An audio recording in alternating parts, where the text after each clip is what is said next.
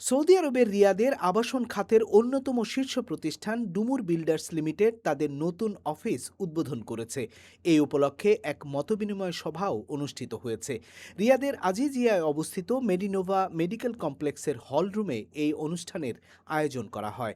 ডুমুর বিল্ডার্স লিমিটেডের চেয়ারম্যান মোহাম্মদ জসিম উদ্দিনের সভাপতিত্বে অনুষ্ঠানে প্রধান অতিথি হিসাবে উপস্থিত ছিলেন মেডিনোভা মেডিকেল কমপ্লেক্সের চেয়ারম্যান এ কেফায়েতুল্লাহ খান।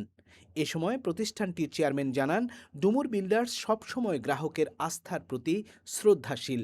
রিয়াদে নতুন অফিস চালুর মাধ্যমে প্রবাসীদের বিনিয়োগ আরও সহজ এবং নিরাপদ হবে বলেই আশা প্রকাশ করেন তিনি।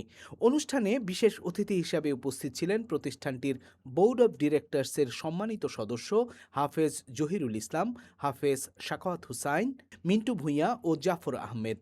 এছাড়া সম্মানিত অতিথি হিসাবে আলোচনায় অংশ নেন বিশিষ্ট রাজনীতিবিদ ও সমাজসেবক জনাব রিয়াদ হাসান, আবুল হোসেন হাসান এবং বিশিষ্ট ব্যবসায়ী ও সমাজসেবক আকরাম হোসেন ভূঁইয়া। অনুষ্ঠানে উপস্থিত অতিথিরা প্রতিষ্ঠানের উত্তরোত্তর সাফল্য কামনা করেন এবং প্রবাসে সততার সাথে ব্যবসা পরিচালনার